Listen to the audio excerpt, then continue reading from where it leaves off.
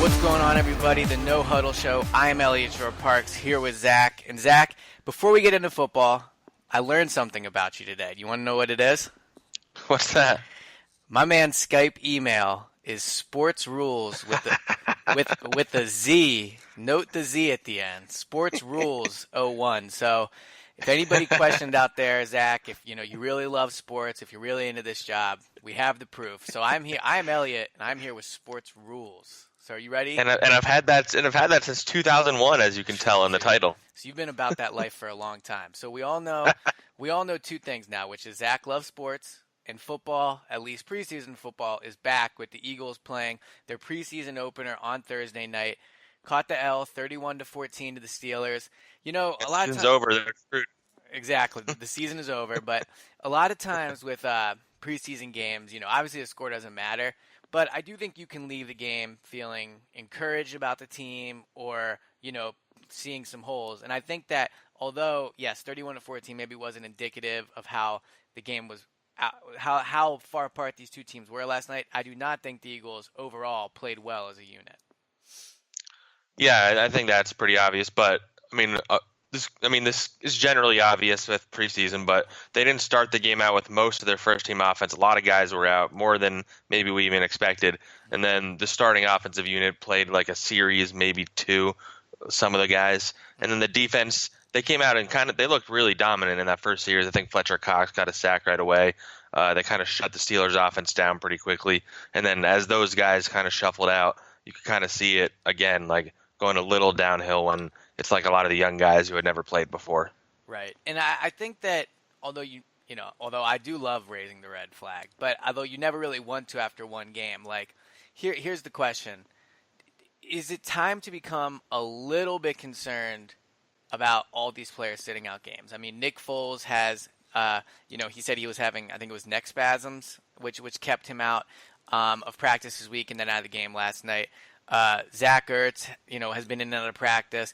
It just seems like, although when you look at team rehab and all those guys last year that suffered injuries, it seems like they're doing really well. The Eagles as a team are kind of starting to rack up, maybe not serious injuries overall, but like you said last night, no Jason Peters, no Brandon Graham, no Alshon Jeffrey, no Carson Wentz, no Nick Foles.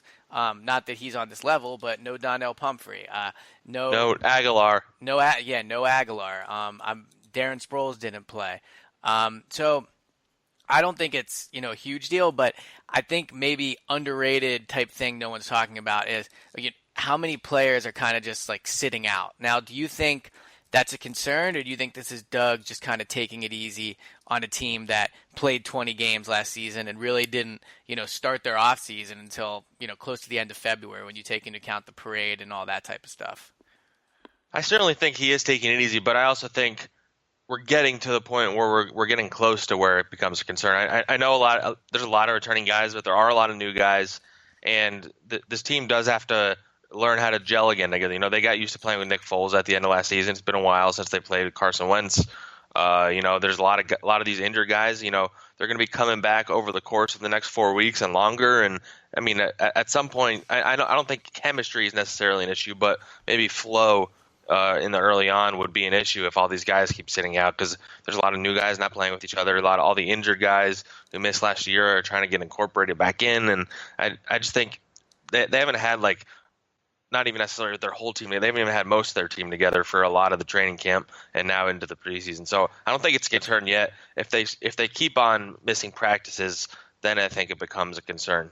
Yeah, I mean, there's a chance that Carson Wentz and this Eagles offense could head into week one with only having 3 or 4 practices with Wentz, Alshon, Mike Wallace, Zach Ertz, Jason Peters, and all those guys on the field. So we'll have plenty of time to talk about it prior to week one, but that was one of my takeaways from last night, was just how kind of banged up this team is, and everyone focuses so much on Wentz that I think maybe we're missing the bigger picture here, which is there's a lot of key players on this team that are banged up. But, all right, my second thing I want to get into before we're going to play a game of stock up, stock down, because obviously that's the biggest thing that happens in these preseason games. Players hurt their chances or help their chances of making the roster. But the big story last night, Nate Sudfeld.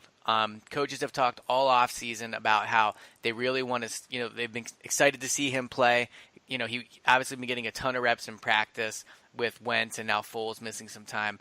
I have a lot of opinion on the Nate Sudfeld thing, how he played, what they should do with him, that type of thing. What was your initial thoughts about Nate Sudfeld last night? I mean, I think we kind of saw what we've been seeing for a while. He had a bad interception early in the game, which he missed, which he admitted to. He had some bad misses early, especially early on, but some throughout the game. He played the first half, I believe, is all he played. But then he also flashed some of his potential and why they've kept him around as a developmental prospect. He had that awesome deep throw to Shelton Gibson. He had a really good play when he threw it to Dallas Goedert in the red zone when he evaded a sack. He showed a little athleticism, and then he found him in the end zone for a 15-yard touchdown. When he shows stuff like that, you can see what the Eagles see in him. But also, he's clearly not ready to take over in a pinch. He's not ready to be Nick Foles yet from last year. And not that he should be. He's in his second year. He's a guy that this time last year was, on the Redskins, and then he was cut by them and put on their practice squad and found his way onto the Eagles. And this is kind of one of his first real games with the Eagles right now. So I think he still has a long way to go, but I saw a lot of promise last night was my big takeaway. Yeah, I think the thing with Nate Sudfeld is strictly from a talent standpoint. I think he's probably a more talented quarterback than Nick Foles because let's remember, yes, Nick Foles played maybe two of the best games a quarterback has ever played in franchise history in that championship game and in the Super Bowl. But overall, Nick Foles is extremely inconsistent. You never know what you're going to get from him week to week. He goes through stretches where he looks great, but he also goes through stretches where, like last season, prior to the playoffs, where you're thinking that you're never going to win with this guy. But I think Nate Sudfeld can do some things that Nick Foles can't, and I think what you saw that last night. You talk about just a quarterback prospect. I thought he looked better than all of the Steelers quarterbacks last night. I know Joshua Dobbs had that really nice touchdown throw. I think it was about 35 yards or so. He had his moments, but when you look at Sudfeld, he stands 6'6", really strong arm, very mobile, as you mentioned on that touchdown pass he had to Dallas Goedert, sidestepping to pressure. And then what I really liked about that play too was not only did he sidestep to pressure, and he moved up in the pocket, and he didn't just run. He kept his eyes down the field. And people who have been listening to this podcast for a long time know that's a big thing for me. Sam Bradford was never good at it, and it's something Carson Wentz does at an elite level very early on in his career. So to see that from Sudfeld, to see him kind of try to keep the play alive throwing as opposed to just ducking and running, I thought was extremely encouraging. Talking about his arm, I mean, that touchdown pass to Shelton Gibson kind of gets all the headlines there just because of, all the struggles he's had in training camp. But that was an amazing throw. I mean, right in stride, over his shoulder, right over his shoulder into his hands. You couldn't have thrown that ball any better. And it wasn't an easy throw. I mean, it was maybe, 45, 50, if not more yards in the air.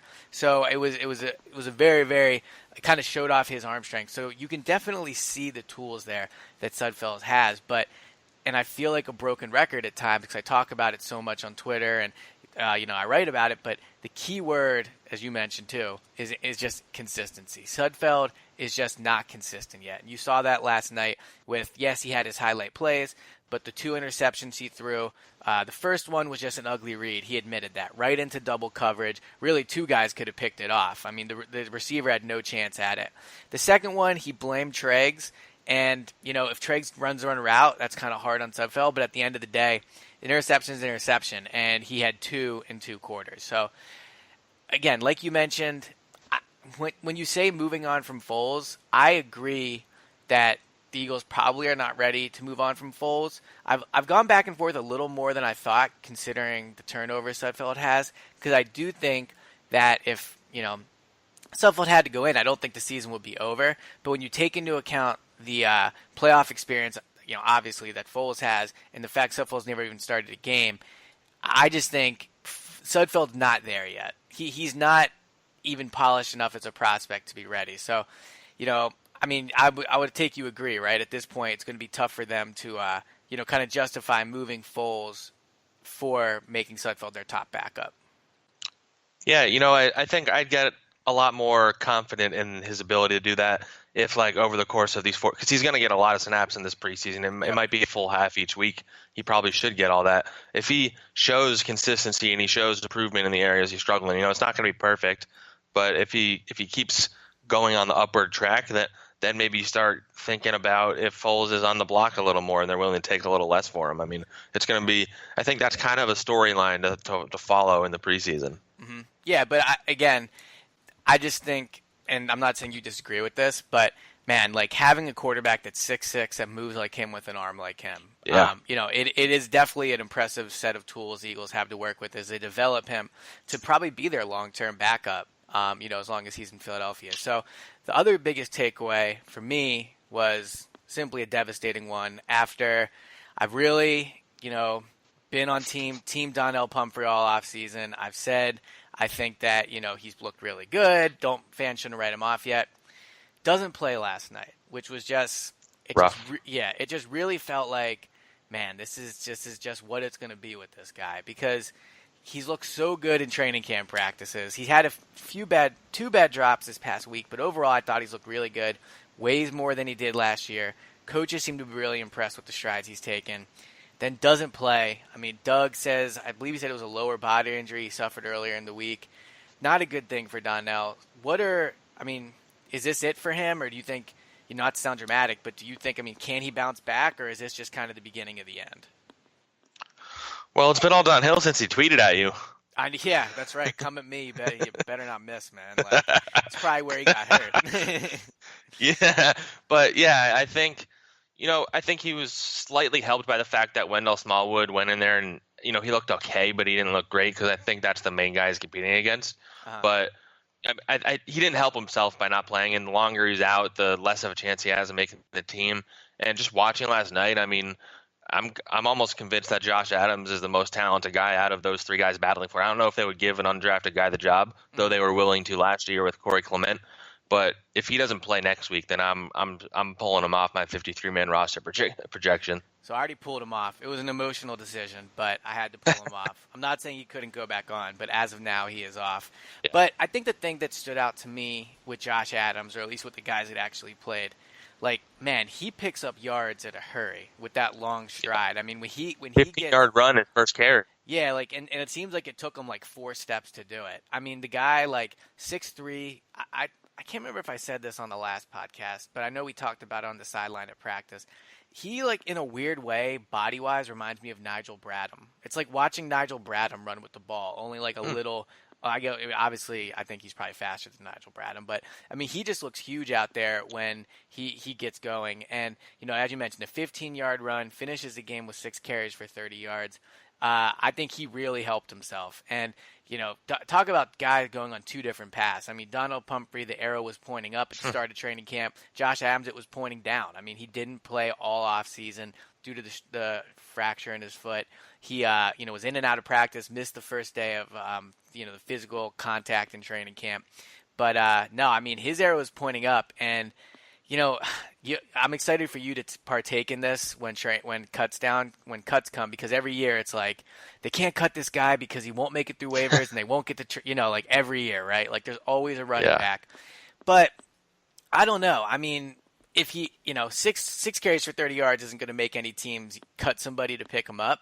But I do think the way he's playing more recently, that there's a possibility by the time we get to at the end of, the 4th preseason game, we're saying, realistically, if you cut this guy, he might not make it through. Yeah, I know it was just one game and only 30 yards, and you don't need to go crazy about it, but you watch the way he runs and the way he looks, and you just kind of wonder why he went undrafted. I never understand that. I guess maybe I'm overanalyzing it, but he looks like a guy that should have been drafted. Maybe it was the injury that kept him out all of the spring and and some of training camp. Maybe that was that came up in his medicals or something, but I just don't get it. He looks like a legit running back right now. And that's the thing about the Eagles, running back too. Ajayi might not be back in 2019. Darren Sproles likely going to retire after this season. So I do think they'll have incentive to keep him around. The good news, though, for the Eagles, when you're kind of looking at that 53-man roster, I think they keep 13 receivers, running backs, and tight ends. So some combination that leads to 13.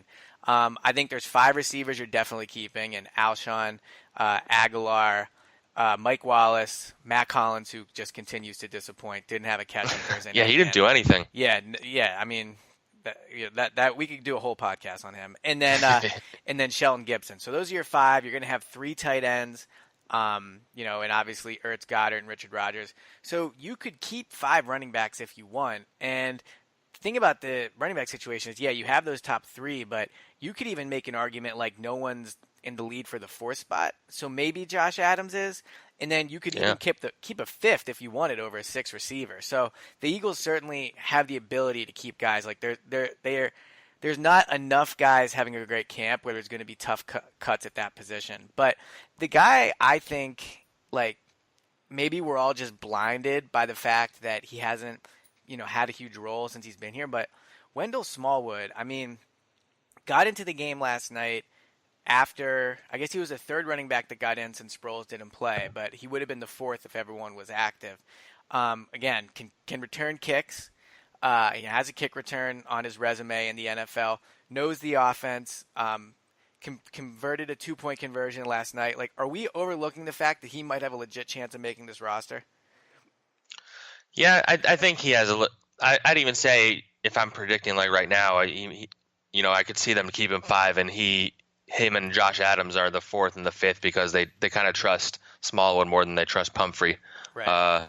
But it's kind. I mean, he's not as bad as Isaac Samalo, but it kind of feels like the thing where like, all right, well, he knows our offense and he's been around a while, so he's good enough to stay around here. But I'm not convinced he's actually all that good is the main thing because he hasn't really shown much when given the opportunity. But yeah, I mean, you want guys who can go out there and not make a whole lot of mistakes.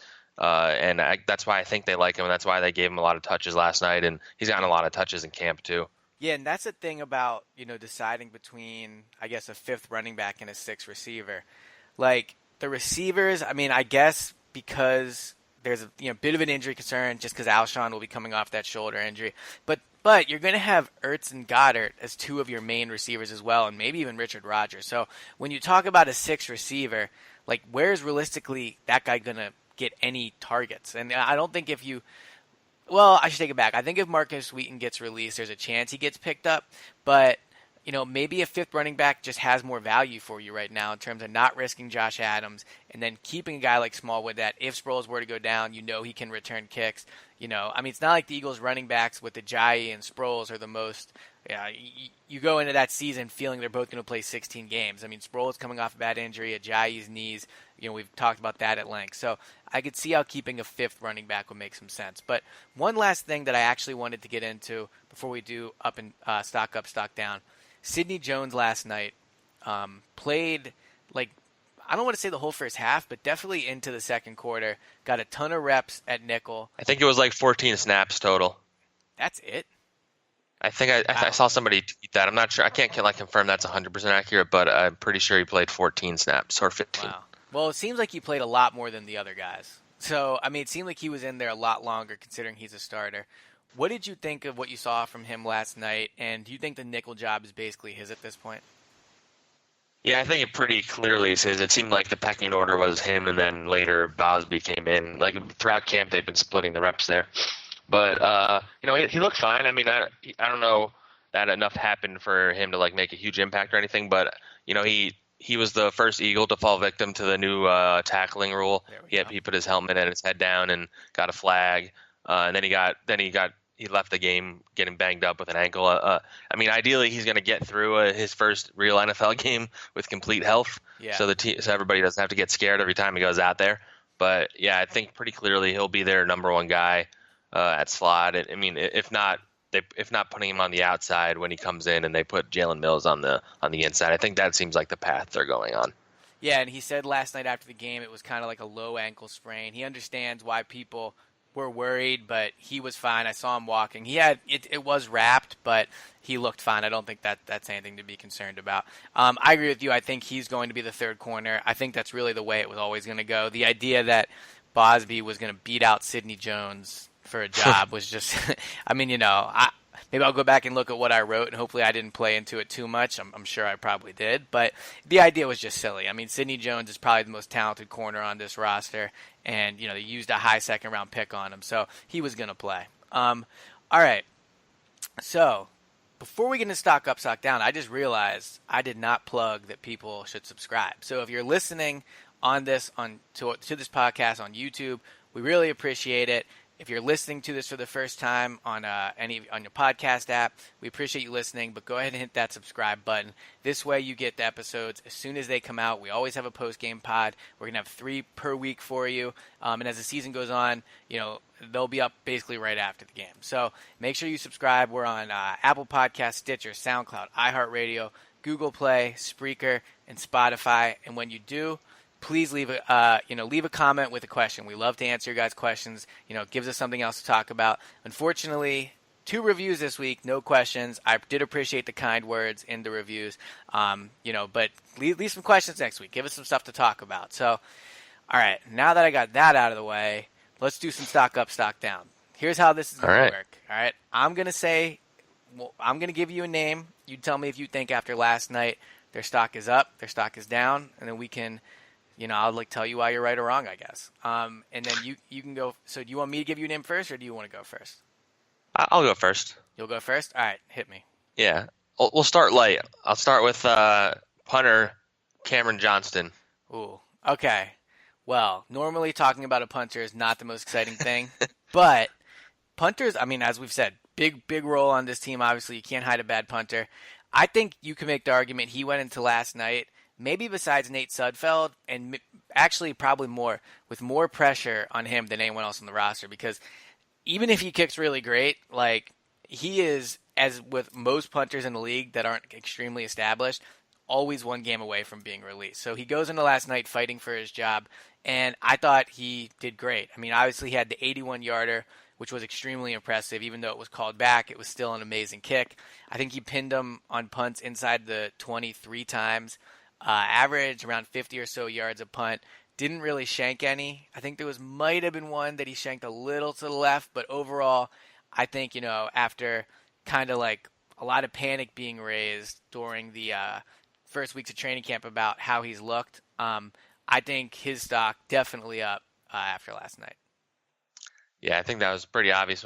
It's funny, you and I kind of looked at each other during practice this week, and he punted one. We're like, was that good? How do we tell? Because the coaches, you can't really almost can't pay attention to punters in practice, because it just doesn't matter. Because if they punt it 5 times in a row, 70 yards in practice, if they come out and shank 3 punts, then they're going to get cut. So He went out there, he had that 81-yard punt that got taken back, but I don't know if the press box was more excited than when that happened, and I think it was 75 yards in the air. It was ridiculous. But yeah, I think he's in pretty good shape. Okay, this is a tough one, and I know it's tough because you kept saying last night you couldn't decide if he was having a good game or not. Stock up, stock down, Rasul Douglas. I knew you were going to say that. I'll go stock down. It was a mix. It was a mixed bag. It's probably closer to the middle than down, but he had that really impressive interception. I will give him credit for that. He was a few yards behind the receiver was going to, and he broke towards the ball and got in front of the receiver and got it, which is really athletic and impressive. Right. But he also had 2 pretty bad touchdowns he gave up where he was in the wrong position, whether he was going for an interception that he shouldn't have, or he just wasn't positioned correctly. So, one was on a deep throw down the sideline, and then the other one was in the end zone. It was an impressive catch. It would have been tough to defend anyway, but if he had been in better position, I think it would have been fine. And I, as a cornerback, the tough part, I think Jalen Mills goes through this base. That they might have every single play is good besides plays for that. But the reality of the cornerback position is when you mess up, you tend to give up a touchdown or a very long play. Right. So as a young guy, he has to be a little more consistent with that, especially because he's one injury away from being a starter like he was last year. Yeah, and the thing with that touchdown he gave up to Juju Smith-Schuster in the first half was when I saw the ball go up and I saw where Rasul was positioned, I thought it was going to be an interception because last year he did a great job playing the ball in the air, in my opinion. He's always been a guy, especially his whole career, but in training camp this year, he makes plays. He comes up with the ball. He has a knack for it. So I was just shocked when he just flat out mistimed his jump. Maybe it looked, he might have slipped a little bit, but I really didn't think, Juju was going to come down with that ball. But in the defense, I'll say of Rasul, Juju Smith-Schuster, I don't know where he ranks among best receivers in the league right now, but coming off a really good season last year. I definitely Oh, think, he's good. yeah, he's very good. So it's not like, he gave up a long touchdown pass to some scrub. I mean, this was a starter on the Steelers offense that's going to play a ton. Rasul's not going to be a starter. Rasul is a backup as of now. Still not great. But I do think, like you mentioned, the interception, extremely impressive. It shows what makes Rasul so intriguing. Big guy that's able to have a really quick first step when he's making a cut towards the ball. Read it perfectly, came away with it. Stock up, stock down, like you said, is difficult. I tend to lean up for some reason just because I thought the interception was that good. And the second touchdown, as you mentioned, really, really impressive catch by the Steelers receiver. If I remember correctly, he kind of like shifted his body in midair to come down with it. And I'm not even 100% sure it was Rasul's fault. It looked like he peeled off by it, like someone else peeled off and shouldn't have. So I thought it was a little confusion. Okay. But overall, I'm going to go up for Rasul. But as you said, I think this is one of the true ones where, although I hate going down the middle on a take, I think this is pretty much as down the middle as you could get. But I'm going to lean up. So, all right. Who you got next? All right, let's see. Stock up, stock down. Let's see. I'll go with an interesting one. Jordan Mailata. All right. I think stock up. And here's why I say that. Because first play, obviously not great. I think it was maybe the second snap he was in the game. Steelers defensive end gets by him, strips Joe Callahan of the ball. Here's what I'll say, though. One, Joe Callahan did a really bad job recognizing the pressure, didn't move up at all, and was basically just a sitting duck back there. Yes, Jordan Mailata got beat, but I thought Callahan deserved some of the criticism for that. After that, though, I mean, considering it wasn't just his first NFL game, it was his first football game ever, like literally first time ever. He didn't look like he didn't belong. I mean, he's a third-string guy. Like, third-string guys, even if they played at Alabama for 4 years, sometimes struggle when you first start in the NFL. So I think when you looked at what he did in, again, his first football game, I think they should be pretty encouraged by what they saw. Very clear he's a work in progress, though. This isn't a guy you can put in an NFL game anytime soon in terms of going against actual starting caliber defensive ends. But I had stock down on my report last night after the game. I'm changing it, had a night's sleep on it. I'm going stock up for Mailata. Yeah, it was pretty bad that first play, but he looked better last night, I'd say, than he even has like when we watched him in training camp. Yeah. And I think it probably says a lot about his freakish athleticism that this was his first ever football game. Like, he's literally never been put in this position before, and for the most part, he held his own. It kind of feels like a down the middle one for me, but I guess I'll go stock up too. There you go. Lean positive, because in case you didn't know, the Eagles won the Super Bowl last season. In case you're not. Oh, wow, that's crazy. In case you're not reminded of that every single time you criticize. All right. This one, complex one a little bit, but linebacker Nate Geary. He started at a weak side linebacker, and I think he got more reps than definitely more than Corey Nelson, who seems like he's more likely to get cut than make the team at this point. Yeah. Which is kind of crazy to think about since they signed him and talked him up like he was going to compete to start. Didn't they sign him? Am I wrong in thinking they signed him within like the first 3 days? Yeah, it was like right away. Right. It might have even been the first day, right? I think it might have been the first day, yeah. And then he came in the press conference, said they told him that he'd have a chance to start, and then they cut Michael Kendricks a couple days later, right, or during OTAs. So hold on, not to get on a tangent on Corey Nelson, but the one thing I do agree with you. I think that he is fighting for a roster spot, but then I go back and forth because I just would be very interested to know how many free agents get signed the first day or two of free agency and end up being released. Like, I would think the number is not very high. If they prioritized him, went after him right away and got him, I would just kind of be surprised. Although I agree, it's basically like he's not even on the team. Like, you never see him do anything in team drills. Last night, like, I was pretty sure he played, but when I looked at the stats, like, he just, like, you just never see him, whereas other linebackers do. So, agreed with you on that. I think, side note, we both think his stock's down. But go ahead with what you were saying about Nate Geary. Yeah, I think Gary's looked pretty good in training camp. He's a converted safety. He's bulked up. He's got pretty good athleticism. But I'd say, based on last night, I'd say stock down. I mean, he didn't really show much of anything, and on the flip side, he's battling for that starting job, and Camus Grugier Hill, right? Because the PA announcer kept saying it weird. Is it Grugier? Yeah, well, as a fellow team hyphen, I can understand the difficulty, but yeah, no, I think it's Camus Grugier Hill. So Okay, because the PA announcer kept saying Grugier or something, so I was really confused. But you just want to call but him Camus, that's fine. We can just go with him. yeah, okay, Camus.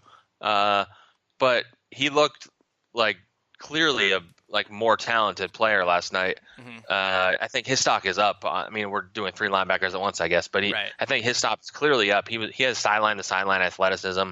He made a tackle for loss at one point that was really impressive.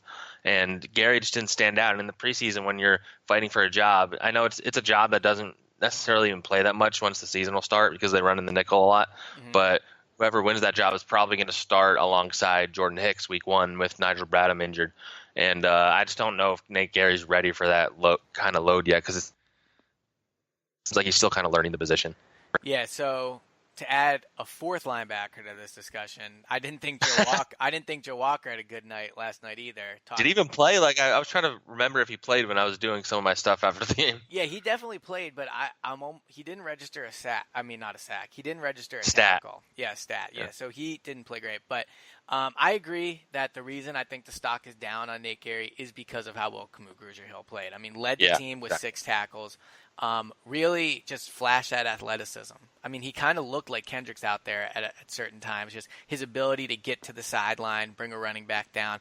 I really think he's going to be extremely helpful in coverage. When the Eagles need him to. Jordan Hicks is very good in coverage, but again, the guy's always hurt, so you probably want someone else running down those tight ends 15, 20 yards down the field consistently, especially with how much tight ends, and I know Malcolm does it a lot for them, but especially with how much tight ends is a big part of the passing game in the NFL these days. So yeah, I think stock down. So we'll just go through it. Stock down on Gary, stock down on Nelson, stock down on Joe Walker. Only winner of the night, our boy Camus. So linebacker group not looking great right now, basically. Not looking great. The good news is, except for week 1, they're going to have Bradham and Hicks in theory. So, might not end up mattering to Corey Nelson stocks down. But, all right, I gave you Nate Gary, so you go now. Obviously can't be a linebacker. I think we covered every linebacker besides Asante Brown at this point.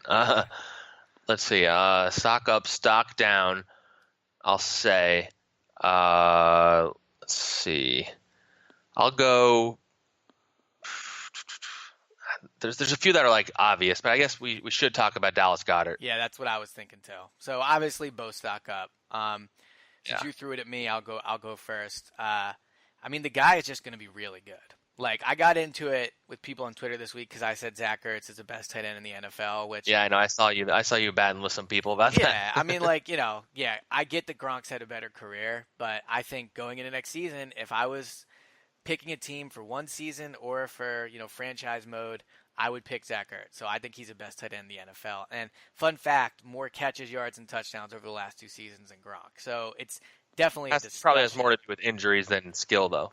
But health is a skill. Best ability is availability. Yeah. So I mean, but here's my point I'm making. Zach Ertz may be the best tight end in the NFL. I think by week 4 we'll be discussing Goddard is already a top 10 tight end in the NFL. I mean, his ability to I know he had the drop last night, but when you combine what I've seen with him in training camp, what I saw last night, the guy just basically catches almost everything thrown his way, and his ability to adjust the ball in there is very special. And last night you saw that if Ertz were to go down, they have a serious upgrade this year over Trey Burton. And Trey Burton played well last year. I mean, 5 touchdowns as a backup is really good when you consider all of that basically came in 2 games. So I just think Goddard is going to be such a big part of this offense. And you talk about the red zone package they're going to be able to run with Ertz, Goddard, and Alshon. I mean, 3 really big physical bodies that have been proven in the red zone. And fun fact last year, that I'm going to, of course, forget the exact numbers now, but between Ertz, Alshon, and Aguilar, in terms of red zone targets inside the 20, they were exactly split even, same amount per guy. Wow. So the Eagles love to spread the ball around the red zone. They love to be unpredictable, and I think Goddard is going to play a big role this year in the red zone. And let me actually throw an over-under at you, since I think we both agree Goddard played well. Yeah. Or not an over-under. Higher number this year. Games played by Timmy Jernigan or touchdowns by Dallas Goedert. Oh, interesting. So let's see. So Jernigan is going to miss at least 6 weeks and possibly more. So the highest number you could get is 10. Yeah. Assuming he starts on the pup, which we both assume will happen. Yeah. I'm not fully sure that Jernigan's going to play much at all this season. Right. Oh man. I almost want to call it even, but I guess that'd be copping out. Yeah, come on, man. I could see Dallas Goedert getting 8 touchdowns and Tim Jernigan playing 8 games is what I'll say. Yeah, I think 7's the number for both. I think when you talk about both guys, I think 7 is a good over-under on touchdowns for Goddard, and I think 7's a good over-under on games for Jernigan. But I kind of agree with you. Like, the Jernigan thing to me seems like it'll be mid-November. We'll both be being like, hey, like, where's Timmy Jernigan at? Like, yeah, remember him? Yeah, like, I have a feeling that's where this is going. So I would take Goddard in that one. But not to go on a tangent, but Jernigan literally doesn't stand outside during the practices. Right, he's basically non-existent. Him and Corey Nelson just cease to exist. So, I mean, the thing about Jernigan though is they do need him because for sure. Not to get to we can do kind of stock up, stock down on the whole defensive tackle position. Obviously, Fletcher Cox remains a beast, but he's insane. Yeah. Yeah, Elijah Qualls jumps offside last night. Did have a quarterback pressure, but a little bit of good and bad with him. Haloti Ngata, the impressive thing about Haloti Ngata is he ceases to exist while also playing all the time. I've been waiting for you to do your annual Haloti Ngata tracking. You've been down on him since the moment you saw him limping into the press conference at his intro. And I've called it ever since. And team should have brought Bo Allen back. They could really use him. I mean, I'm not saying Destiny Vio does seem like he's maybe improved from last year, but I mean, it's just mind-boggling that he's with the first-team defense over Haloti Ngata. And the only reason I could think of is maybe they just knew coming into the season that Ngata wasn't going to be able to play starter-type snaps. But, I mean, the third-type defensive tackle on this team does play starter-type snaps anyway. So it's just weird. If they didn't start Derek Barnett, if they started Derek Barnett over Michael Bennett, I would kind of get it. Barnett's a big part of this team. Young defensive end. I can see why you would do that. But, who is Destiny Vallejao to get started over Ngata, a guy that, veteran player. They were debating on the radio whether he's a Hall of Famer, and I think there's a discussion to be had there.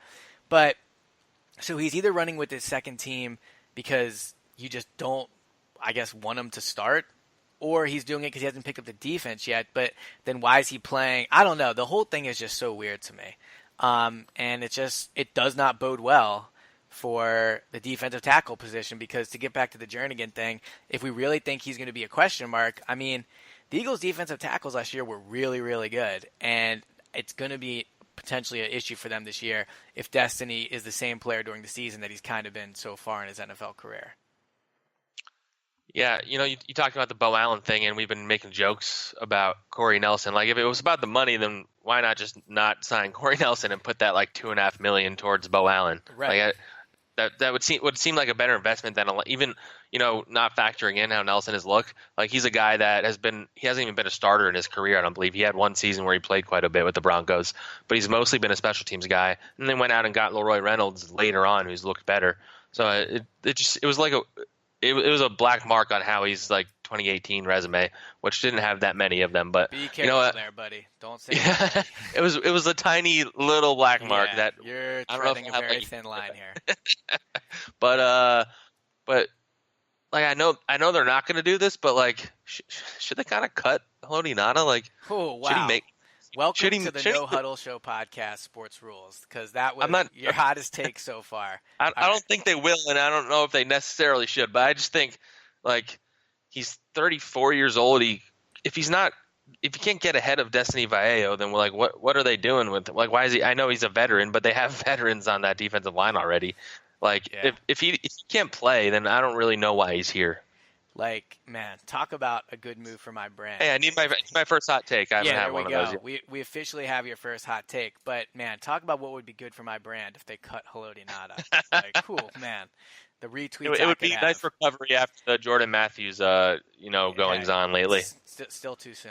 Still too soon. It's too But soon. no, I mean, look, yeah, the Haloti Ngata thing does not seem like it's going well, and it's potentially an issue. I mean, maybe he's just a guy that week one will turn it on, and he's a veteran and all that. But it's just really weird. Like, if it would almost be better if he wasn't playing at all, because it would just kind of be like, oh, they're resting him. But it's just weird. He's taking second team reps. But all right, anybody else you have in terms of stock up, stock down before we look ahead quickly to next week and wrap up this episode? Since we kind of covered the whole position group, I think we should touch on the receivers a little bit. Because I mean, there's a lot of guys that played, and I feel like not a lot of them really impressed. I'd say Shelton Gibson pretty clearly is a stock up guy. Yeah. He looked really good, and his speed looks legit. He's getting close to lock territory. Mm-hmm. I mean, he still has to continue to like be consistent, but the potential is like too good for like he'll get picked up by somebody if they cut him. And then you have someone like Mac Hollins, pretty clearly stocked down. I mean, like you said, you could rant about him for a full episode if you wanted to. Bryce Treggs, it was a mixed bag. They targeted him quite a bit. He might have been the reason why Nate Seffold threw that one interception, though. It's kind of hard to tell from just watching it. And just a few of those other guys didn't really do much of anything. I mean, Greg Ward didn't. I think he got targeted once. And Rashard Davis looks like he could be a good returner, which might be his path to. If he was going to sneak onto the team, that would be his way of doing it. But what do you think of the receiver group? Yeah, I mean, I think they're lucky they have Ertz and Goddard, because I think if you didn't have those type of tight ends, you would be looking at it and saying, all right, well, Alshon's not playing at all, and he didn't play at all in preseason last year. Well, he didn't play at all like really in training camp preseason. He got a little bit of snaps in both, but didn't have a great year until the playoffs. Mike Wallace, a guy that I think they need reps to get with the quarterback, to get on the same page. Didn't play last night, has kind of been in and out of practice. You have Aguilar, who's a sure thing at this point. But as you mentioned, I mean, I think stock down on Bryce Tregg, stock down on Greg Ward, stock down on Marcus Wheaton. I mean, these guys had good starts to training camp and have kind of fallen off a bit. Definitely stock down on Matt Collins. So the Eagles are lucky they have these two dominant tight. I'm already calling Goddard dominant. The Eagles are lucky they have these two, really good receiving tight ends, because they're going to need them early on in the season. I think receiver remains definitely a question mark, especially when you consider, like I said early on, Wentz might only get how many full practices with this full team. I mean, heading into Atlanta. So I definitely think that is an issue. So the Eagles play the Patriots next. I kept thinking it was the Browns. Super Bowl rematch. Yeah, good thing I remembered that, because otherwise I would be flying to Cleveland instead of Boston. But that would have been bad. I was a little plenty of time to talk about that. Going to be the Super Bowl rematch. So people will write about that a lot this week, but I don't really think that's a big deal. I'm guessing a lot of Sudfeld again. Maybe Foles a little bit, but I think it's mostly going to be what we saw last night, and you hope to see improvements from Sudfeld. So, all right, we'll wrap this one up.